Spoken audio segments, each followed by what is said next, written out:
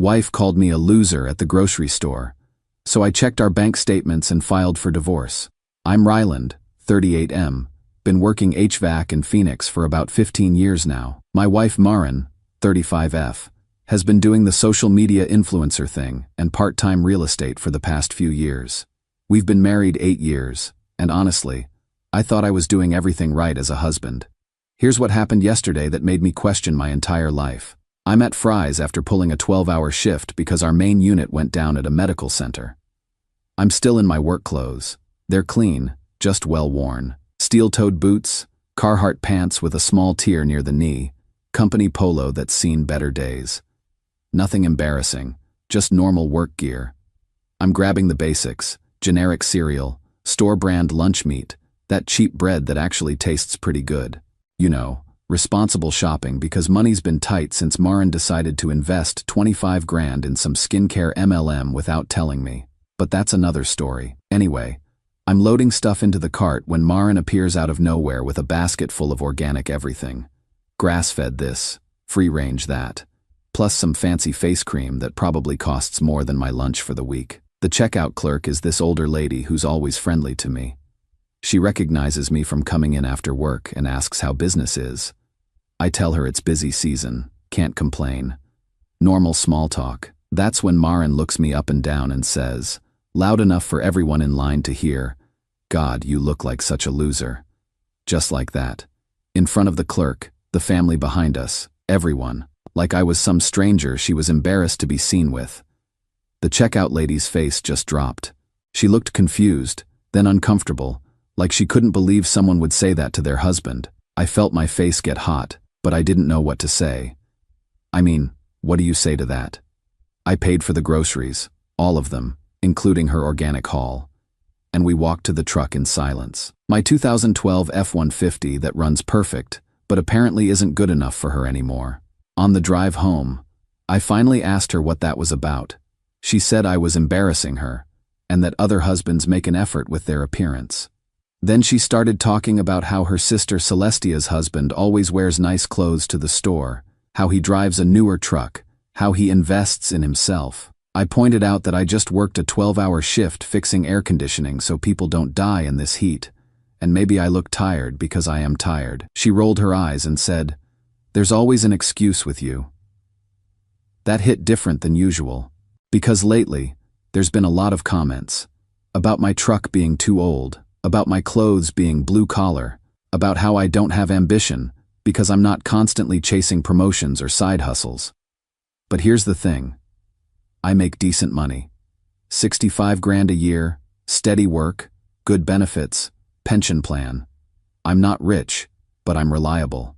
I thought that mattered. When we got home, I sat in my truck for about 20 minutes just thinking.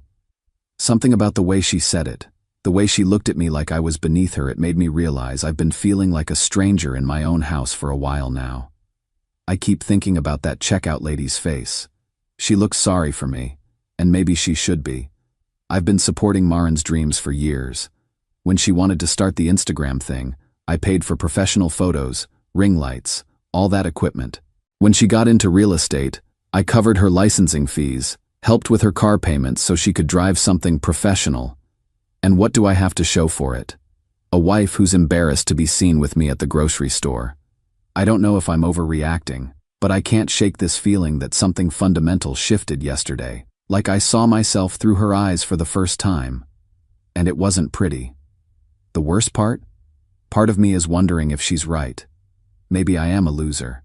Maybe I should be doing more, being more, earning more. But then I remember that I work my ass off every day.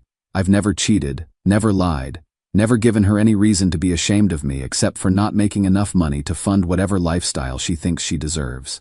I don't know what I'm looking for here. Maybe just someone to tell me I'm not crazy for feeling hurt by this. Or maybe someone to tell me I am crazy so I can apologize and move on. Either way, I think I need to take a hard look at our finances. If money's the problem, maybe I need to understand exactly where we stand. Update 1. So I took everyone's advice and did a deep dive into our finances. I'd been letting Maren handle most of the bills because she said she was better with numbers, and I work long hours. Turns out that was my first mistake. So I started going through everything, And Jesus Christ, it was like peeling back layers of an onion made of financial disaster. First thing I found was a credit card statement sticking out of her purse. Chase Sapphire, which I didn't even know she had. Balance, $6,100. All maxed out. I'm looking at charges for $300 at Sephora, $500 at Nordstrom, and this one transaction that made me do a double take. $4,200 at some boutique in Scottsdale. For a handbag that costs more than I make in 2 months. That's when I started really digging.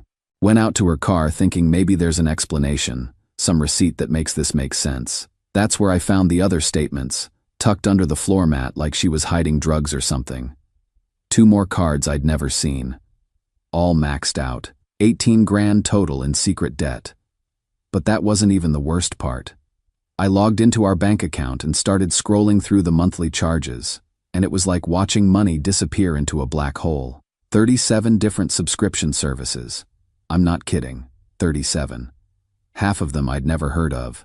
There's something called Goddess Glow Box that costs $149 a month for skincare samples, and some business coaching program that's $89 monthly to teach influencers how to make money. The irony was killing me. Then I remembered that inventory in our garage and went to take a look. Boxes and boxes of that MLM skincare crap, probably worth $8 grand when she bought it. Now it's just expensive garage clutter because apparently the market for overpriced face cream isn't as hot as they promised. And get this, she spent $3,000 on some luxury business retreat in Sedona. $3 grand to learn sales strategies for a business that's never made a dime. The kicker? Her actual income last year was $347 from 1 sponsored post and 2 affiliate commissions. But her spending that I can track?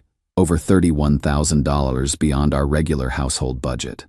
I'm sitting there with calculator and bank statements spread across the kitchen table, and I hear her Mercedes pull into the driveway. Yeah, Mercedes. The one I co-signed for because her credit was temporarily bad from some previous financial mistakes. She walks in carrying shopping bags and sees me with all the paperwork. The look on her face, like a kid caught with their hand in the cookie jar. "What are you doing?" she asks, but not curious. Defensive. I held up one of the credit card statements. "Want to explain why you spent $4 grand on a purse?" That's when things got really ugly. First, she tried the tears. Said I was attacking her, that she was building our future, and I was being unsupportive. When that didn't work, she switched tactics. "You're financially abusing me," she said. Actual words. "I read an article about this. You're trying to control me with money." I just stared at her. "Marin, you spent more money than I made last year. How is that me controlling you? Because you don't support my growth mindset. You want to keep me small and dependent." Growth mindset. She actually said that. Like running up 18 grand in secret debt was some kind of personal development strategy. I asked her about the coaching program, the subscriptions, the inventory rotting in our garage. She had an explanation for everything. "I'm investing in myself so I can contribute more to our relationship. Those subscriptions are for research and networking. The inventory will sell once I build my brand properly." Every excuse sounded like something she copied from an Instagram post about boss babes and financial freedom. But here's what really got to me. When I asked her why she hid it all, why she didn't talk to me before spending money we didn't have, she looked me dead in the eye and said, "Because I knew you'd say no. You always say no. You don't believe in me." Like it was my fault for wanting to pay our mortgage before buying a $4,000 purse. The conversation ended with her storming off to her sister's house, but not before telling me I was just like every other man who can't handle a woman with ambition. So now I'm sitting here alone, looking at a financial disaster that's been building for who knows how long, wondering how the hell I didn't see this coming. I've been working overtime to cover bills I thought were high because of inflation. Turns out they were high because my wife has been living like she makes 10 times what she actually makes. The grocery store comment makes more sense now. She's embarrassed by me because I represent reality. I'm the guy who works for a living while she's playing entrepreneur with money we don't have.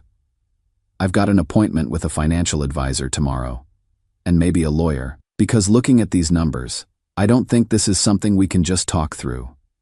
My coworker Jake said something today that's been sticking with me. "Man, you can't love someone into being financially responsible. They either are or they aren't. Starting to think he's right. But what really hurts isn't the money. It's that she looked me in the eye and called me unsupportive for not wanting to go bankrupt funding her delusions. Like caring about our financial stability makes me the villain. I don't know what happens next, but I know I can't keep living like this. The math doesn't work, and apparently neither do we. Update 2.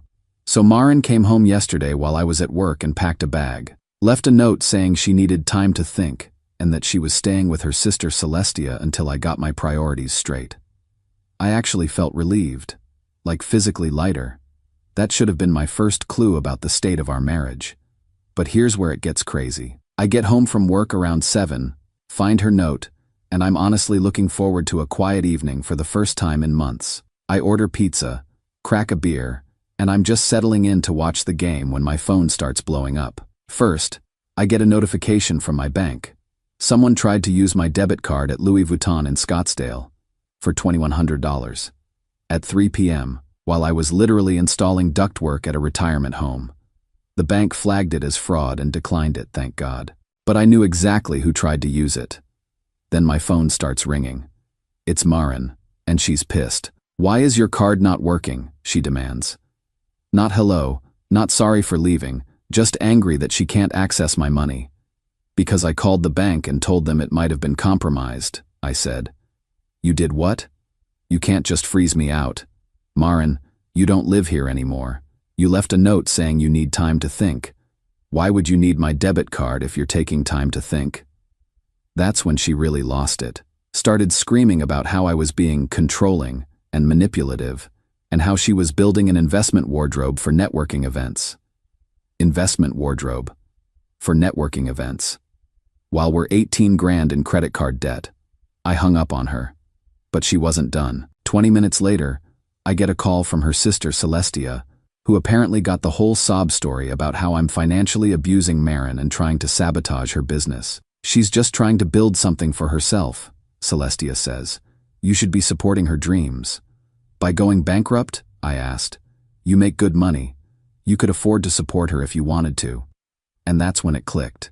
This isn't just Maren. Her whole family thinks this way. They think I'm some ATM that exists to fund her shopping addiction, and if I have a problem with it, I'm the asshole. I told Celestia that Maren spent more money than I made last year, and if that's her idea of building a business, she can build it with someone else's money. Celestia hung up on me too. But wait, it gets better. This morning, I wake up to 17 missed calls from Maren, and a series of texts that I'm going to share because they perfectly capture where her head is at. I talk to my mom and she agrees you're being unreasonable. Other husbands support their wives' ambitions. I could have married Derek Collins from high school and he's doing really well now. You're jealous of my potential. I'm going to stay at Celestia's until you apologize and give me back my card access. My card access. The debit card attached to my checking account with my name on it. I called my bank and had all the cards reissued. Then I went to work. Around lunch, I get a call from my neighbor Evadne. She's a single mom, works 2 jobs to support her and her daughter. Real tough lady, doesn't put up with bullshit. Hey Ryland, she says. I don't want to get in your business, but Maren was at your house this morning with some guy in a BMW. They were loading boxes into his car. My heart stopped. I thought she was moving out, which honestly would have been fine. But when I got home, all my tools were still there, my clothes were still there, my stuff was untouched. What was missing? Her inventory.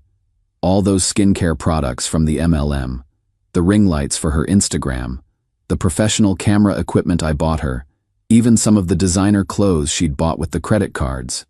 She wasn't moving out. She was liquidating assets, probably to pay for her new Louis Vuitton bag. So I called her.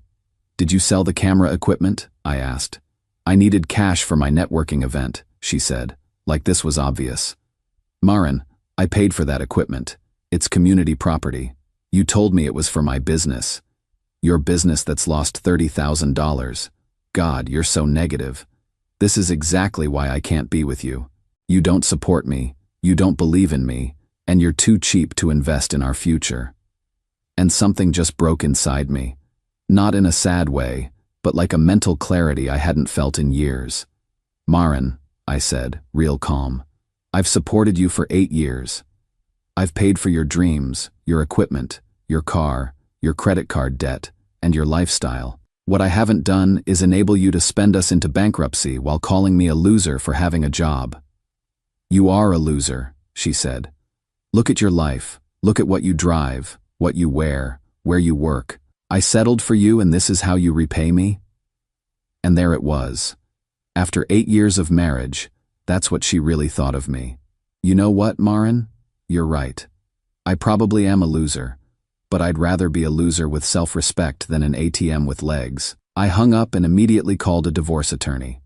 I've got an appointment Monday morning. I'm done being the bank for someone who sees me as a disappointment. The crazy thing? I feel better than I have in years. Like I can finally breathe again. My buddy Jake brought over some beers tonight and we're watching the Diamondbacks game. He said something that really hit me. Brother, you can't save someone from themselves, and you sure as hell can't love someone into respecting you. He's right. I've been trying to earn respect from someone who fundamentally doesn't respect what I do, who I am, or what I've sacrificed for this marriage. I don't know what happens next, but I know I'm done being ashamed of working for a living. Done being sorry for not making enough money to fund someone else's fantasy lifestyle. If that makes me a loser, so be it. At least I'll be a loser who can pay his bills. Final update. The divorce was finalized 2 months ago. No kids, short marriage, her spending habits well documented thanks to those credit card statements. It was pretty straightforward. She tried to claim half my 401k and demanded alimony. But when her lawyer saw the financial records, they advised her to take the settlement and run. She got her car, which she'll be paying for herself now, her business inventory, what was left of it, and half the furniture. I kept the house, my truck, my tools, and my sanity. The funny thing is, some of our mutual friends tried to make me feel guilty about it. She just wanted to build something for herself, they'd say. You could have been more supportive. But here's what's interesting. The ones saying that? They're all struggling financially too. Turns out enabling your partner's delusions is a pretty common problem in our social circle. Who knew? The people who actually matter, my family, my real friends, my coworkers, they all said the same thing. About damn time. My brother Brecken, who never liked Maren, said he'd been waiting 8 years for me to wake up. She treated you like an employee, not a husband, he told me. Hard to argue with that. So where am I now? Financially, I'm in the best shape I've been in years. Turns out when you're not supporting someone else's shopping addiction, you can actually save money. I've paid off half the credit card debt already and should have it cleared by Christmas. I bought a 2018 F-150 last month. Nothing fancy, but it's reliable and I don't feel embarrassed driving it. Amazing how your perspective changes when you're not being criticized constantly. Work is good. Actually got promoted to senior technician, which came with a nice raise. Funny how much easier it is to focus on your career when you're not coming home to financial chaos every night. I've been hitting the gym with Jake and some other guys from work. Not because I'm trying to impress anyone, just because it feels good to have goals again. Lost about 15 pounds and feel stronger than I have in years. Dating? Yeah, I've gone on a few dates. Nothing serious yet, but it's been eye-opening. I forgot what it's like to have dinner with someone who doesn't spend the whole time talking about their brand or complaining about money while ordering the most expensive thing on the menu. There's this woman, Carter, I met at a coffee shop near work. She's a teacher, drives a Honda Civic, pays her own bills. Revolutionary concept, right? We've been out a few times and she actually seems interested in my work. Asks questions about HVAC systems like it's a real job worth knowing about. Weird how good that feels. The best part? No drama. No secret credit cards. No MLM schemes. No being called a loser for wearing work clothes to buy groceries. Just normal, adult interactions with someone who has their shit together. As for Maren, I heard through the grapevine that she moved in with some guy she met at a networking event. Apparently he's got money and doesn't mind funding her lifestyle. Good for them, I guess. Hope it works out better for him than it did for me. The only time it gets weird is when I run into people who ask about her. How's Maren's business going? They'll say, and I just tell them we got divorced. The look of surprise is always the same, like they can't figure out why someone would leave their ambitious wife. But honestly, I sleep better now than I have in years. I come home to a quiet house. No one criticizing my clothes or my truck or my career choices. I can buy generic cereal without being made to feel cheap. I can work overtime without someone complaining that I'm not home enough, then also complaining that I don't make enough money. I know this probably sounds boring to some people. No dramatic revenge story, no getting back at her, no glow-up that made her regret leaving. Just a normal guy who stopped being an ATM and started being himself again. But you know what? Boring is underrated. Boring means coming home to peace instead of chaos. Boring means making financial decisions based on math instead of emotions. Boring means not having to justify working for a living. Someone asked me in DMs if I regret not trying harder to save the marriage. Here's the thing. You can't save a marriage with someone who doesn't respect you. You can fund it, enable it, sacrifice for it, but you can't save it. I spent 8 years trying to be enough for someone who fundamentally believed I wasn't enough. That's not a marriage. That's a hostage situation with monthly payments. So yeah, I'm good. Better than good. I'm free. And to anyone out there dealing with something similar, it's okay to walk away from people who see you as less than. Even if you're married to them. Especially if you're married to them. Life's too short to spend it apologizing for being responsible.